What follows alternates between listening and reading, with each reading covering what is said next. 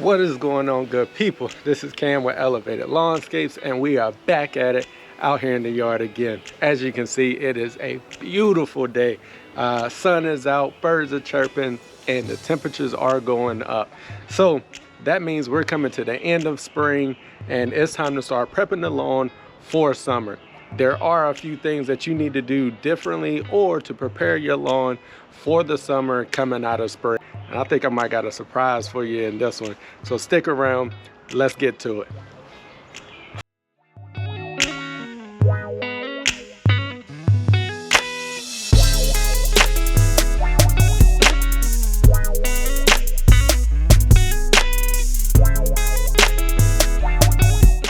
All right, y'all, so we back at it. Now let's get into it. We're gonna be talking summer stress, making sure you're getting that lawn prep. Told y'all I had something for you. Y'all, we in it. We got my man Turf out here from Turf Therapy. I'm here. Hey, we back at it again. Good to see you, my brother. Shout out to Polo. Polo, hey, appreciate the shirt. All right, so we're gonna get into this summer stress. Summer stress. As you can see, it is beaming. It's a beautiful day out here. Sure. But the thing is, this is going to be the hardest time of the year on your cool season lawn. Absolutely. That means June, July, and August. We've been prepping for this since last September. Now it's time to get ready.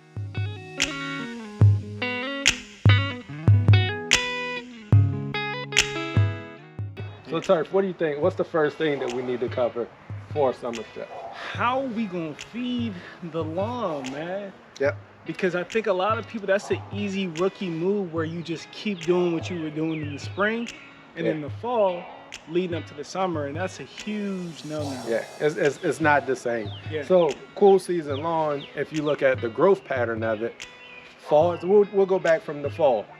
Fall time, it was time to throw it down. You Yes. want to make sure that you're getting it growing. Absolutely. Especially if you overseed it or you're doing a full renovation, Right. you want to get that grass up and going before the winter. Yep. Then we come into spring, where we're at now, late spring. Spring flush. It's Right. growing. I Right. mean, lawns are loving it right now. Lush. Lush. Loving it. And now we're at the end of that. Now it's time for us to start backing down, getting ready for summer. Right. And when we start feeding it, what are you putting down on yours when it comes to like summer feeding? Right, so I'll tell you, mine is specific to my soil test. Of course, everything starts with a good soil test. So my lawn particularly is super deficient in phosphorus and potassium. And those are We're in the same boat. Same boat. Those are two critical macronutrients that your lawn needs to be able to thrive, especially that potassium. Yep. So for me, my two poisons of choice this year is going to be the 3-18-18 from Simple Lawn Solutions. That's Simple Lawn Solutions. But I'm going to add in the Green Extreme. I think that's what it's called, a Lawn Extreme. It's a 2800. And the cool thing about Simple Lawn Solutions is low doses of all those things anyway. Yep. So that's how I'm gonna feed my lawn. What's your products of poison? What do you choose to use? So I told y'all, I got the in-depth trials of Maryland here, right here in the lawn at Elevated Lawnscapes headquarters. He gotta be extra. So I'm running, it is a little extra, but it's all for y'all. And the thing is, it's for y'all. Yeah. So I'm running 3 different fertilizers. I'm running Pro-Pete over in the test plot. Okay. So I've actually, the Pro-Pete that I'm using, I'm backing down on the end, higher in potassium. That's their 7-5-18. Okay. So as I said, I'm low in phosphorus and I'm low in potassium. Now is the time to start pumping that potassium as hard as you can. Yes. Right here in my main front section that we're looking at now, Yard Mastery. So I'm going with their 7020, their no stress blend. Yeah, that's what I'm running right here. Already got it down. In the backyard, I'm running that protein Pete over there at GCI Turf Services. And man, that protein, it's a true slow release. And man, the color you get out of it, I dropped a whole pound of potassium back there. And we good. Good. It looks so good. Let me just show you how good it looks. How about that? Let's get into it. Let's take a look at that.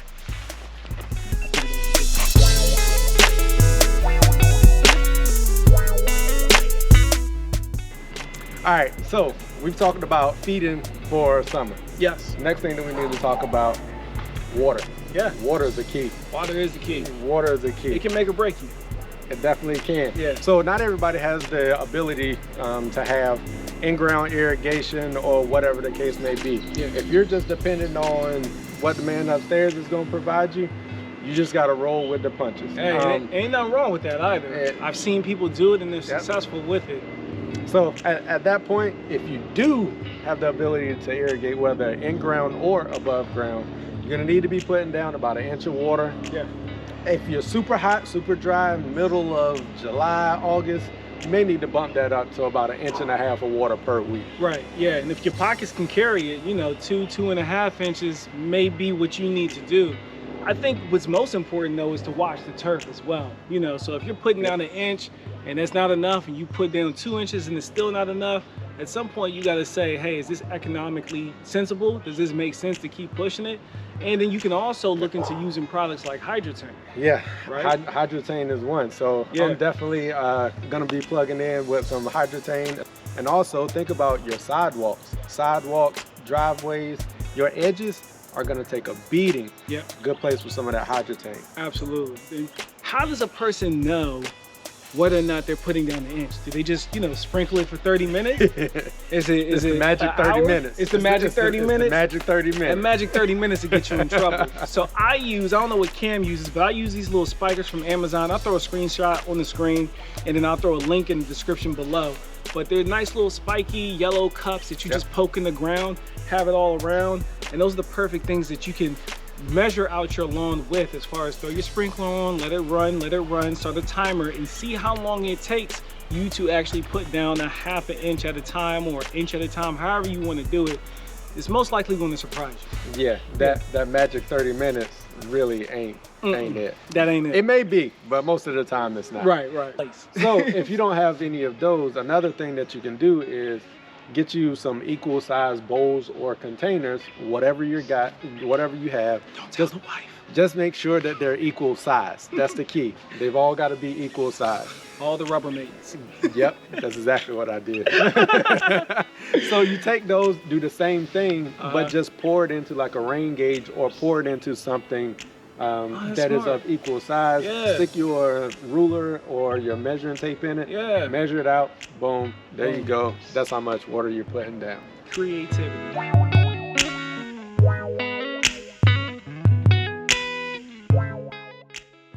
So I got a question for you that I got a lot my first year. All right. Right. So when is the best time to water? And you'll hear people say, well, it rains at all times of day, you know, so you can water any time of day. What's your take? I mean, part of that is true. As far as, if you don't have the means to be able to do it, all right, cool. Yeah. But if you want to know the best time, early as you can in the morning. Like, I mean, before sunrise in the morning is best time to do it. And why is that? One of the reasons is, all right, so at that point it's cool. Okay. I mean, sun's not beaming down. The sun hadn't even came up yet. Right. So all of that water is hitting the surface, is getting down into the ground. Right. Middle of the day, most of that water is evaporating. It's gone. I mean, it's not even getting down into your soil. You just got the sprinkler just going. Just going. For looks. For looks. Right. I mean, it is keeping the ground cool, but it's not really getting that water and that moisture into the soil. Right. Yeah, I can see it.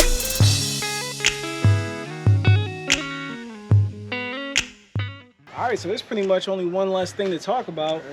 Yep, and you know this is a big one for me this year. It's a big one for me too. Height of cut. So we're gonna get into the height of cut. Right. So what you working with over there, Turf? I know you got a little bit going on with your front and your back. Right. So my back, I usually try to keep the back at like 3 1/4 or lower. When I get into the full stint of summer, it's interesting because the some pattern is going to change so much that I will actually be able to lower my height of cut in the back. Wow. Because it's going to be so shaded. And I don't want the shade and the constant moisture to end up giving me some type of disease. So I'm going to lower the height of cut. Get that airflow going through there, more air circulation. So what I'm going to do is I'm going to raise the height of cut on the front. Now on the side plot, I keep that at 4 1/4 because it's perennial rye. That's that My Soil blend that I used out there. It looks freaking good Man, right now. that color. If y'all ain't checked it out, that color, the Mother's Day special. The Mother's Day special, Yeah. right? I showed you that, and but one thing that I won't be doing, which you'll see in the Mother's Day special, is I will not be striping anymore. Probably at the end of this month, I'll stop striping. Yep. Yeah. So what's your poison? All right, so front yard, as we were talking microclimates and everything, most of that is full. Front yard is full sun, so Okay. it gets the beaming. Yeah. So put that mower on stilts. Stilts. Hey, lift that boy up. Yeah. High as it'll go. So go 4 1/4 is as high as it'll go. Okay. Hey, that's what I'm cutting in the front. Yeah. The back here is lush. Yeah. So a little different, Okay. more shade. As you can see, Right. I'm bringing that height of cut down. I'm just like you. There you go. I'm taking it a little bit lower. Just a little bit. I'm at 3. You're at 3 right now. I'm at 3 right now, So you and going I'm holding it at 3. Okay. Okay. Cool. I can't argue with that. But what if I'm watching this video and it's already July, man? It's already halfway through June, beginning of August, And you and struck. I want the magic dust. Oh, I want the magic one silver bullet answer that's going to fix my lawn and bring it back. What is it? it ain't one. Okay, all right, cool. It ain't one. So what should we do then? It ain't one. So at that point, if your lawn's already struggling, if you're in that middle of the summer, let it ride. Like, just let it ride. Stay off of it. If you're able to water and consistently stay watering, keep watering it. You can bring it back then. But if you're not going to be able to stay consistent and continue to water, let it go. Stay off of it. If it's super hot, super dry, stay off of it. Don't mow it. Don't try to apply things to it. Just let it be. Right. I'm telling you, you'll be better off going into the fall. Right. And what you really should do is just go to the Dollar Tree, go ahead and pick up some seeds and drop some seeds. Go ahead and start you a garden, man.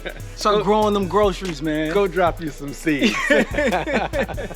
All right, man. Well, Cam, I appreciate you having me over, man. I've had a good time. Yes, I like bro. to hear your insight, and we got some very common cultural practices, which is why your lawn almost looks as good as mine. Now, He just painted his stripes on.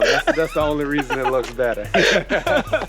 but that's it, man. I'll let you take us out. Hey, man, as I always say, if you're striving to have those immaculate lawns or gardens, just know. We working.